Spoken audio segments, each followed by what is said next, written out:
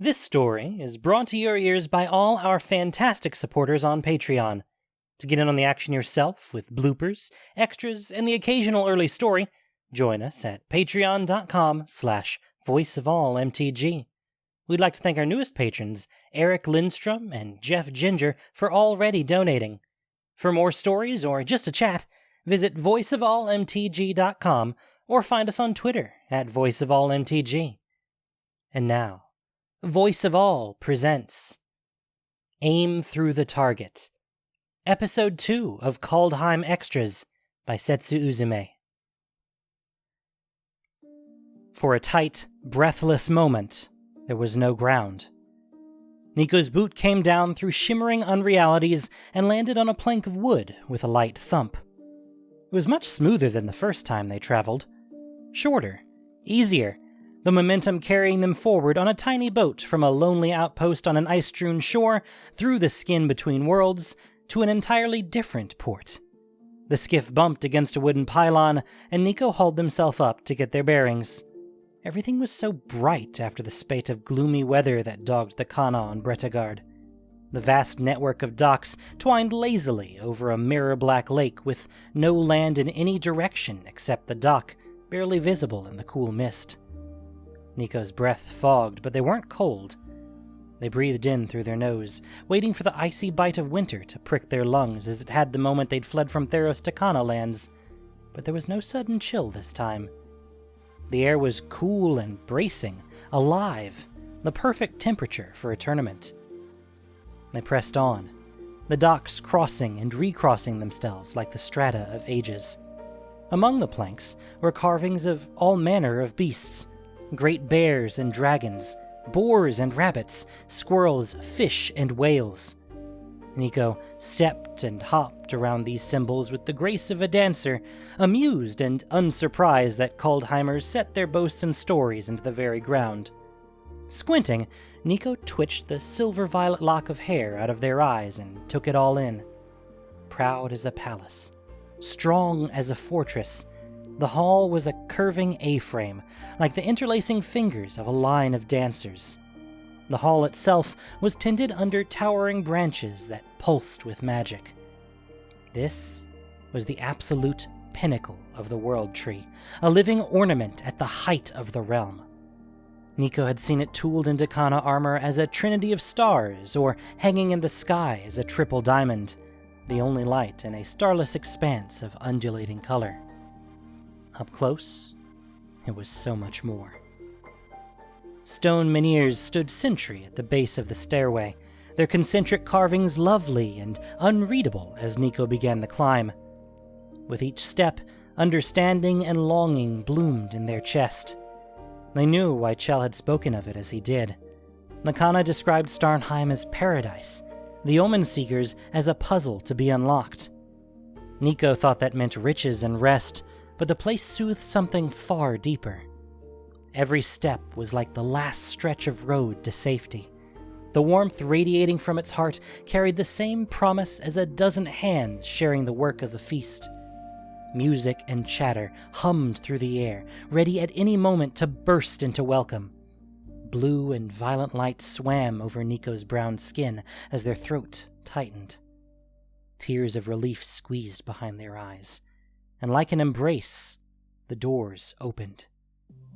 The moment Niko crossed the threshold, they understood what every mortal on Bretagard yearned for. It was more than the relief of journey's end, more than celebration. Starnheim was home. The hall's architecture was both built and grown, like a sweeping ruin restored to the height of its glory. Niko saw faces like and unlike theirs, tattooed, pierced, bare, and others made of pure obsidian stone. Warriors and poets, humans, dwarves, elves, and giants that glittered with frost or glowed with lava. Also among them were those who looked like farmers or soft-handed scholars, those whose bravery and cunning dared them to greatness for glory, love, or justice. Every tale floated on a sea of raucous laughter and the rich smells of roasting meat, seasoned vegetables, and crackling logs. Mindful of their mission, Niko glanced up. Above the long table, the feasting, the honored dead and their endless stories, layers of cloud glowed brightly within the canopy of the world tree's branches. Some white clouds remained, but behind them, deep blue-gray clouds began to emerge, threatening a storm. Only Niko seemed to notice. "More drink!" shouted a wiry warrior with a flame-red beard and rust-colored tattoos covering their arms and chest. Say it into your horn, idiot! This other warrior was in splint mail, laugh lines like deep ruts in her leathery face. She shoved a drinking horn as long as her arm into Flamebeard's hand. "Mid!" Flamebeard shouted into the horn. The horn filled instantly, spilling down their front. The first sip of wedding mead. A gift from my wife's family. The woman's horn filled with liquid gold, redolent of wildflower fields where the honey was made. Joss! This, an omen seeker with a long scar slashed across the map of his face like a destination marker. His horn overflowed with white foam flecked with black. What in all the realms is this? Matt Mark wiped foam from his mouth with relish. Dragon egg whites whipped into cream, infused with herbs and sap resin. Ugh! Is that how you died? Splintmail grimaced. How can you let such filth touch your mouth? Niko slipped in among them. I asked your wife the same thing when I left her on shore. Matt Mark howled with laughter, slapped Niko on the back, and held out his horn. Drink, Thera! Damn it! Splintmail laughed, took a heroic swig of the strange foam, chased it with her own drink, and handed the horn back. Who are you, Steelhead? The stylist who had dyed Niko's black locks would have been mortified to hear their mirror-like hues compared to something as crude as steel. Niko grabbed a horn and thought of home. It bubbled with something citrus, sweet and strong, carrying with it the memory of night swimming in a summer sea. Niko put the drink to their lips, but didn't drink. Greatest name first? Splintmail grinned, pushing a plate of roast boar toward Niko. Thora Sailrand, she of the Beskir clan. Matt Mark slurped another swig of foam. Gala Nobeth, he of the Omen Seeker ship Ice Cutter, repelled an entire Skelly raid to protect my grandson's family. Flamebeard thumped their mud-soaked chest. Vignut, day of the Toskeri. And damn broken brows pet mages for running away rather than getting dust on their pretty little butts. Regroup or be routed. Warriors and berserkers out front, mages at a distance. Vignut scoffed, spraying the table directly in front of them. Raiders, trolls, dragons. If you're not in spitting distance, you're not in the fight. Niko flinched back, slapping a hand over their own horns opening. You're a mess, Viggy. Drink with your mouth closed. No Breath tossed a cloth at the flame-bearded youth. Sailrand. I've heard of you. The story had been tragic and triumphant. How she had fought her traitorous brother and killed him with his own sword rather than defiling her own. Niko might have found the subject painful in Thura's place, and finished on a more diplomatic note. Birgi told your story to a room full of Kana and Omen Seekers. Your name has spread far. Thura pounded the table. Ha! See? The storyteller herself tells Beskir tales to your people. Fermented shark's blood! Drink! Joke's on you, I like this stuff. No Breath took the horn from Thura and threw back a long draught. But I'm not listening to the song of your death again. I want to hear something new. Great names have spoken, Steelhair. Tell us how you earned the glory of Starnheim. Niko Eris, they of Meletus. And I am here because I never miss. The other three listened while Niko told their tale. The powerful oracle who decreed that Niko would become an unbeatable champion, never miss and never lose. Ceaseless training brought victory, and victory fame, but it was meaningless. What was the point of fate without purpose? At the last Akroan Games, where the jewels of every polis gathered to compete, Niko threw their javelin, spat in the face of destiny, and intentionally lost. Fate itself sent an agent to punish and push me back, to correct the weave I had unraveled. What happened then? Did you kill the assassin? We fought. Niko had been terrified, desperate. Trapping an agent of fate in a mirror shard was like a child stomping an adult's toe, more surprise than strategy. Niko's entire being lit up, a lightning rod for something buried deep within. Their destiny was a lie, and they could run anywhere, go anywhere with a thought. No Breath watched Niko put the horn to their mouth and not drink. That's sticking it to the gods, eh? Knives in the dark won't change the fact you've proved them wrong. Thura waved the Omen Seeker off. The gods aren't always right. The boats in the Black Harbor say as much. They've got to earn their place in Starnheim same as anyone. Over Thura's shoulder, Niko caught sight of a huge, fluffy cat whose fur mirrored the storm clouds that hung over the feast. It was at least twice the size Little Threat had been, and like Starnheim itself, the cat's eyes and the edges of its fur shimmered with polar light, the same light that sparked off Valkyrie's wings. It was also the first creature Niko had seen in the home of the Valkyries that wasn't obviously a person, and the cat seemed to watch Niko with the same interest. I'll be back. I have friends to see. They handed their full horn of Theron sparkling blue to Vignut. The cat trotted off, and Niko followed, leaving Vignut and the others to taste what they would of another world. The cat glanced back at Niko, twitched its ear, then took off again through the boasting crowd. It took a sharp left and disappeared through a gap in the wall and into a crawl space. Niko followed, emerging into a quiet hall, the stone floor as black as the lake, lit overhead by a silent storm. For about half a mile, Niko followed the cat's green and violet light to another small gap, the echoing arguments beyond suggesting a much larger space. Tremor in the World Tree. If travel continues to be this challenging, how are we to collect the dead and bring them here unharmed? The cat slowed, stretched, lashed its fluffy tail, and disappeared through the hole. Niko knew how to make a good impression on Theros, but Chell had taught them much since then, including how to make a good impression on Kaldheim. Kick the door in, punch one of them in the face. Niko slid through, stood tall, and gaped. There were dozens of them, scattered among the World Tree's branches like a flock of raptors.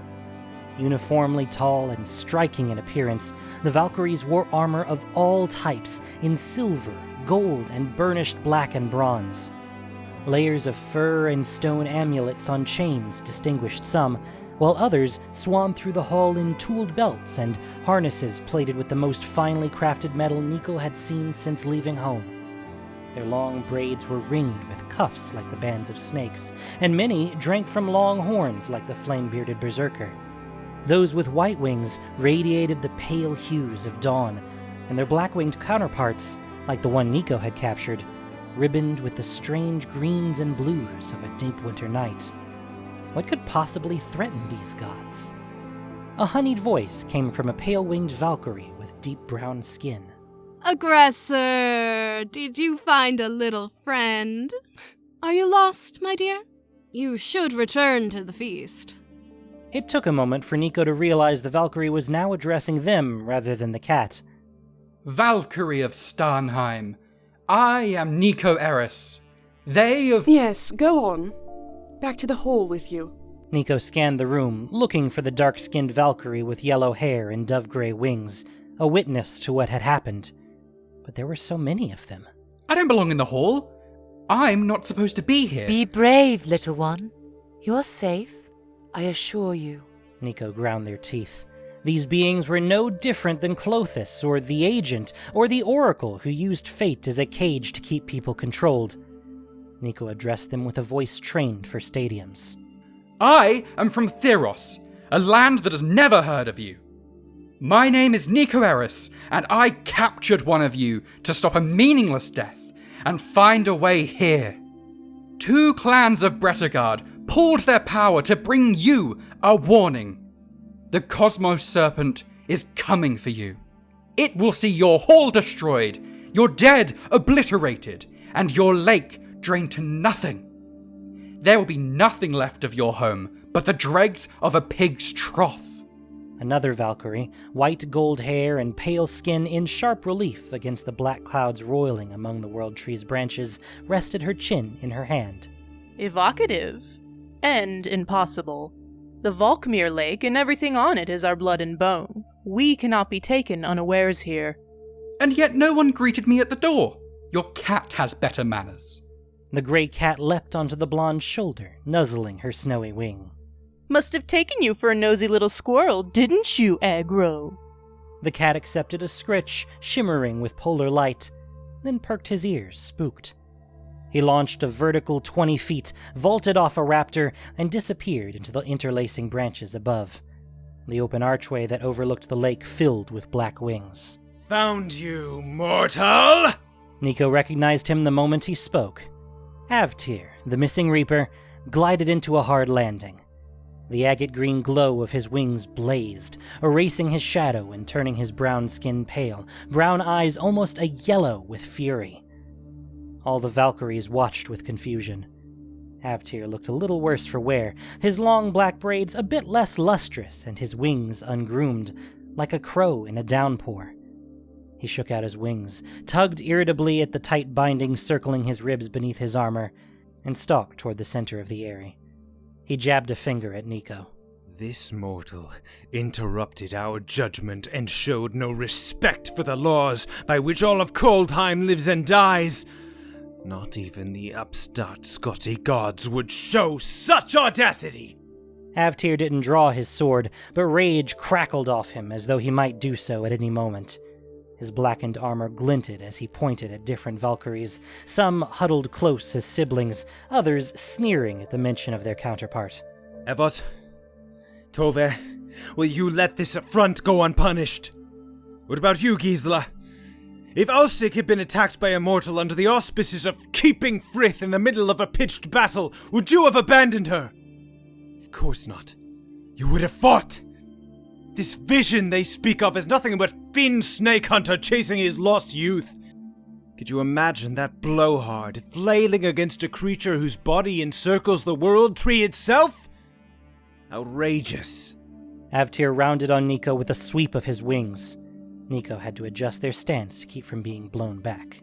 That little stoat forced me to negotiate my freedom with a Vedrune rather than face me themselves.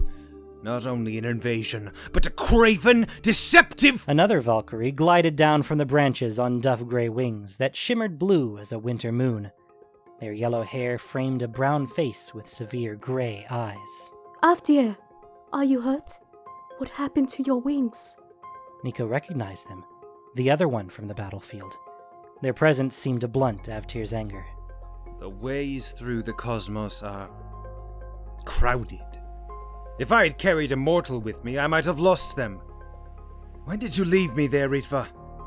Ritva turned up toward the others. I told you something was wrong. Look at the clouds. They boil with the violence of the lower realms. Your journey did that to you, and not I. You don't have the strength. A child's trick at best. Niko had to convince all the Valkyries, and quickly. They recalled a flamboyant gesture of honesty in Akros, drawing one's xipoi, touching the tip of the sword to one's own belly, and offering the hilt to the offended party. Instead of alarming everyone by conjuring a weapon, Niko revealed its secrets.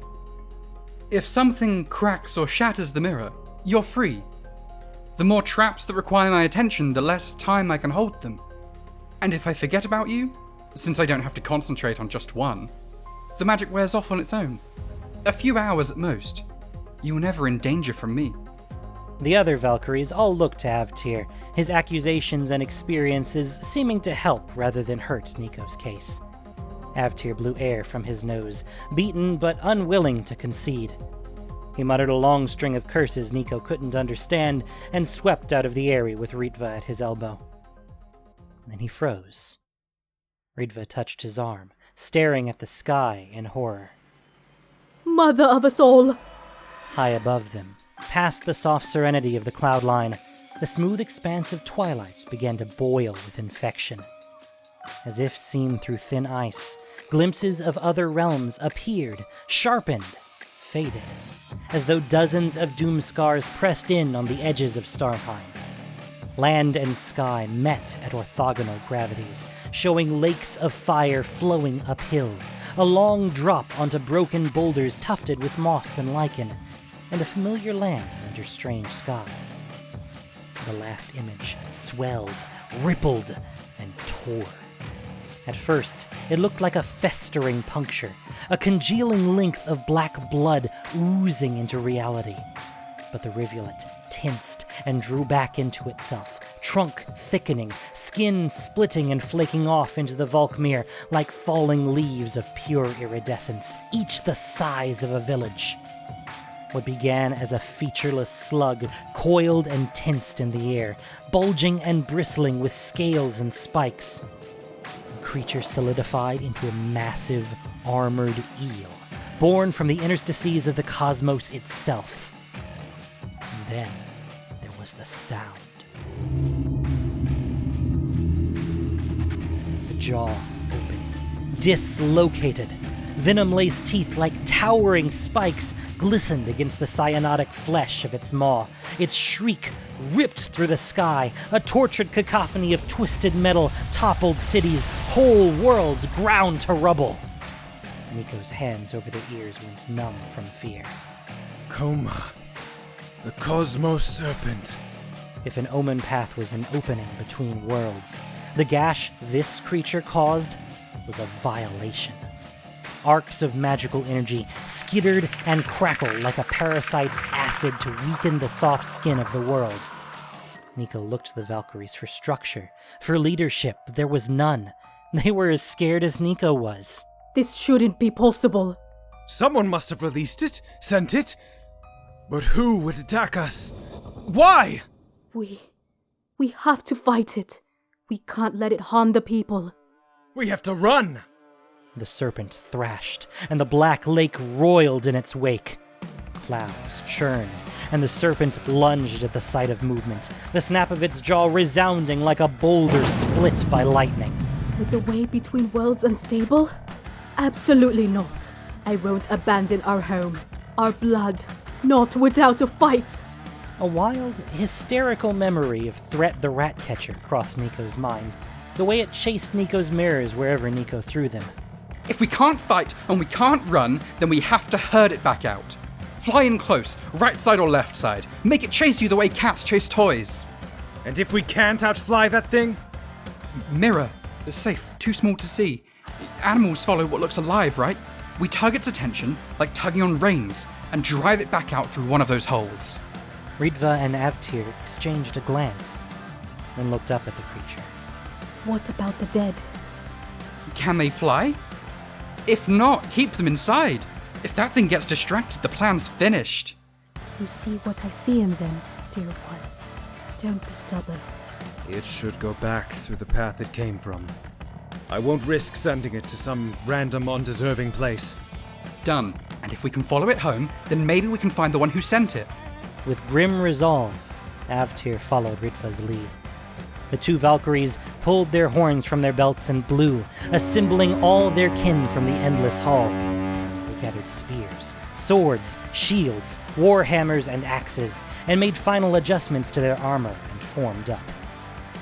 Niko swept one arm across their chest, then the other, stretching their shoulders. They tried to notice the fear without getting lost in it, the same way they managed their nerves in the last moments of darkness before entering the blazing sun and a packed arena full of faceless strangers screaming their name. Moving targets from a moving platform they had trained for. But this time they might die. This time immortals might die. Niko had only meant to bring a warning, not lead the charge. This place meant so much to so many. To Thora, No Breath, the Berserker youth, Chell. They deserved to come home at the end of their time. Niko wanted to see them again. The athlete, the professional, bounced on the balls of their feet, tempering the rush of adrenaline into a steady reserve for the marathon to come. 40 Valkyries took to the air in waves, including Ritva, who carried Niko. Niko's stomach dropped as they watched the dock shrink to a narrow line between the hull and the endless black lake. A thin, flimsy defense. The sky bubbled, other realms still stretching, pressing inward. Visions of primordial forests and the charred remains of villages dilated and winked out on all sides. Ritva and Niko detached from the main group and headed for the monster. Ritva pulled up to avoid being blown off course by Koma's wake as it swam through the sky. Avtir beat his wings, green light blazing through black feathers, and flew ahead to find breakers they could ride toward the serpent's head. Ready? Niko tried to call Ready back, but their mouth had gone bone dry from fear. They spoke with their weapon instead, muscle memory taking over where conscious thought had fled. Deep azure light radiated from the length of liquid silver Niko formed into a javelin with a hooked end. Niko forced focus into their grip. They pointed at the base of the serpent's skull, their first target. That was enough for the Valkyries. Ritva and Avtir carried Niko together and dived. No sooner than Niko had angled their legs for the drop, they were airborne, the serpent's undulating body within reach. They landed, rolled, and used their momentum against the wind to land in a crouch, getting a feel for the way Koma moved. Niko bear-crawled across scales thick as boulders in some places and smooth as ice in others, each bearing an uncanny resemblance to Finn's shield. They slid down the last few feet of neck to bury their spear between the scales of Koma's skull.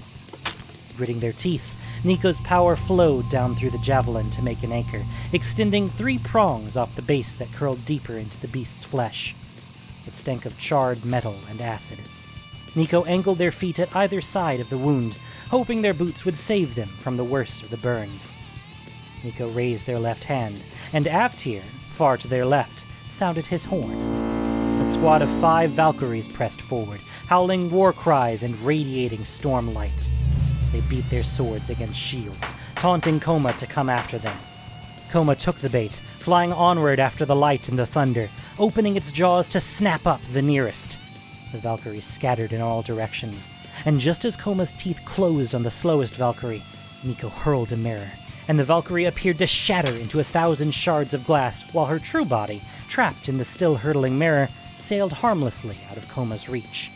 The serpent's jaws clamped down on nothing but clouds. When the trap released, the Valkyrie emerged from the glass as though falling from a mid-air trapdoor. She beat her wings, righted herself, and rejoined her unit out of Koma's periphery. It's working! Niko scanned the sky, looking for a pattern, and signaled for the next set of Valkyries to ready themselves. Another path opened, arcing with electricity but not yet fully formed. Niko raised their right hand, and Ritva blew their horn. Valkyries swarmed Koma's right side, hurling insults and taunts, waving their weapons but never striking.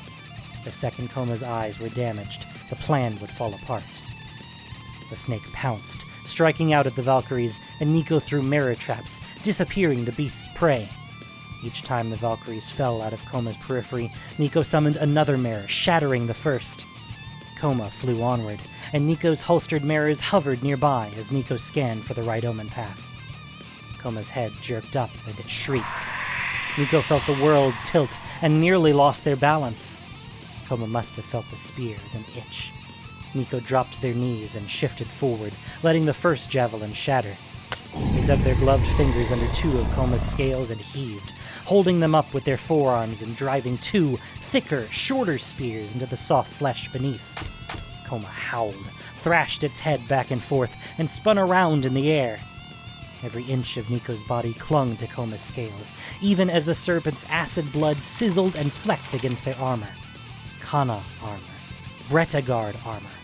Gifted without expectation of anything in return, because whoever you find in the snow is either foe or family. There is nothing in between. Niko righted himself, knees dug in, 2 spears dug deep, mirrors circling as more omen paths opened, belching detritus or storm winds or desert dust. None of them were right. It had opened before. Where was it? Which one? Niko, Ritva, and Avtir called out commands, and Koma flew where they told it to. The Valkyries were down to their last 2 squads. Niko's arms felt leaden, their core and lungs burned. They had to keep going. If not for the Valkyries in Starnheim, then for all Kaldheimer who lived under its light and the promise of home. Koma pitched to the left, and Niko crouched down into the centrifugal force that held them in place. Out of the corner of their vision, another omen path opened just over the Valkmere. Niko! He'd seen it too. If Koma didn't destroy this place, the portals still might. Eyes bleary from the relentless wind, Niko blinked to clear them, and they saw a portal open unlike any others. No glittering waterfalls or mossy mountains, but billowing clouds glowing with flame. A crush of bodies rolling in a battle like the end of the world. Without safety or certainty, Niko chose. There! Fast!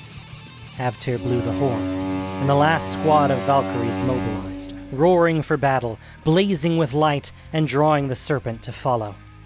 As they hurtled toward the ground, to the space between the dock and the blood-black water, the hole in the world began to close. Niko could barely lift their arms. If they threw a mirror now, they knew they'd miss. They almost smiled. It made their choice simpler. Niko roared, funneling every ounce of their magic, every drop of strength into the 2 anchor spikes in Koma's skull. The javelins lengthened, and Koma felt it. The last Valkyrie dived out of the way as Koma's head jerked back, trying to shake free of the needles that crept deeper into its flesh. Koma whipped back to right itself and bashed its face on the edge of the hole. The dock exploded into a mass of planks and torn metal bands. Niko was thrown off. The serpent, stunned, slipped through. Koma's weight and momentum carried it the rest of the way down through the hole, the Valkymir's black water spilling in after it, hissing over the smears of Koma's acid blood as it fell down through the hole in the world. Niko raised himself on hands and knees to crawl away, but the broken dock collapsed under their weight, toppling them into the hole. At the last moment, Niko caught a section of pylon, clinging with burnt-out arms and exhausted legs. The wood above them creaked. They panted, sweating, shaky. Silvery hair matted to their face, and ears still ringing from the Cosmos Serpent's horrible screams. They were in over their head. Past fear, past bravery. This was exactly where Niko had aimed, and Niko never missed. Depleted, weary, Niko turned their eyes up to the lights of Starnheim, the short path to Journey's End, all Kaldheim's hope of home, and let go. Whether it was the wind or the fading magic, Niko felt colder. Heart-rending panic gnawed at the edges of Starnheim's ease. They raised one hand toward the light, every muscle burning, and reached for a mirror. Avtir's hand clamped around their wrist. The light from his wings was soft as fireflies, his brown eyes gray in the strange glow. You done watching, Reaper? Avtir looked at Niko the way Orhaft had, suspicion and hope all tangled together, hope a little stronger. Your fate isn't decided yet. Fate's just someone else telling you who to be. Niko righted himself at the Valkyrie's side as the two plummeted together toward the battle. Avtir flapped his wings, holding tight and speeding down the path between worlds. A silver javelin formed in Niko's free hand, mirror bright and trailing a deep azure glow as a horde of Valkyries followed, lighting the way in gold and green, purple and orange, silver, scarlet, and blue, a new rainbow born of a darker world. In this winter sky, the fall became flight.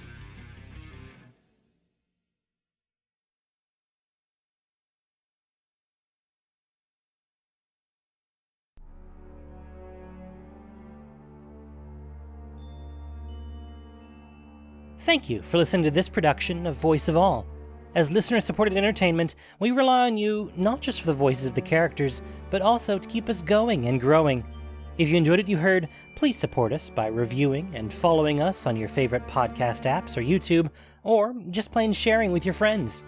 You can also support us financially on Patreon for exclusive perks. Aim Through the Target was written by Setsu Uzume. The podcast was produced and edited by Gendo Okeshi, with sound editing by Noxshade. This week's story featured the voice talents of Lara Chaplin, Jet Baker, Bryn Curry, Seth Hart, Rebecca Sternberg, Violet Legacy, Emily Doms, Daniel Barber, and Del Bells. Voice of all is unofficial fan content, permitted under the Wizards of the Coast fan content policy. Magic the Gathering is copyright Wizards of the Coast. Thanks so much for listening. And y'all have a great day.